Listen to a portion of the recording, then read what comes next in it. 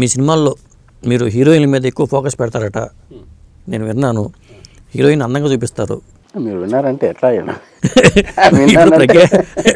ప్రజ్ఞా జైస్వాల్ అందరు హీరోయిన్ దాదాపు చాలా మీ సినిమాలు చూస్తే చాలా సినిమాల్లో కూడా ఆ హీరోయిన్ ఎలివేషన్ బాగుంటుంది. ఓకే, కేవలం హీరో మీదే కాకుండా హీరోయిన్ మీదే మీ ఫోకస్ ఎక్కువ పెట్టినట్టుగా అనిపిస్తూ ఉంటుంది. మీకు అనిపించింది అలాగా? ఫ్యాక్ట్ ఏంటంటే డెఫినెట్గా హీరోయిన్ మీద ఫోకస్ పెట్టాలి, అందంగా చూపించాలి.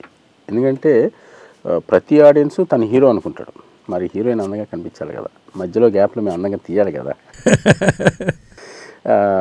ప్రతి ఆర్టిస్ట్ని కాన్సన్ట్రేట్ చేస్తాం. ఎందుకంటే అందం అనేది డెఫినెట్గా మనం సపరేట్గా ఒక స్క్రీన్లో చూపించేటప్పుడు వాళ్ళు ప్రతిదీ చూస్తారు.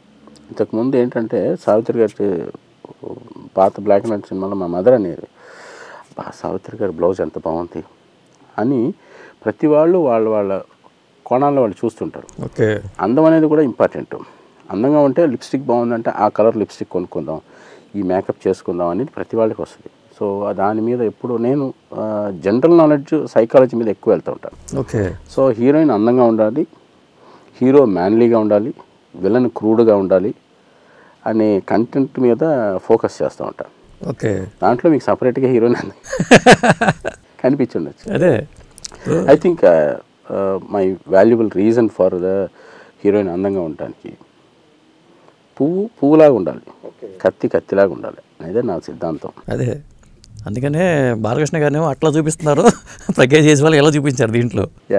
Another asset for the film Pragya Jaiswal.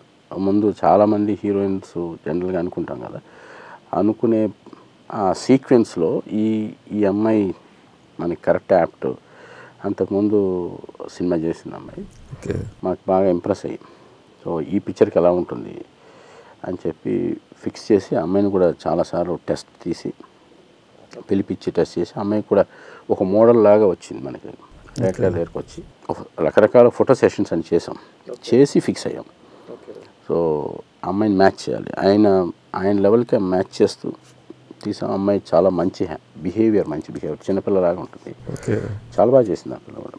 ఇలాంటి ఇంట్రెస్టింగ్ వీడియోస్ కోసం తప్పకుండా మా ఛానల్ని సబ్స్క్రైబ్ చేయండి.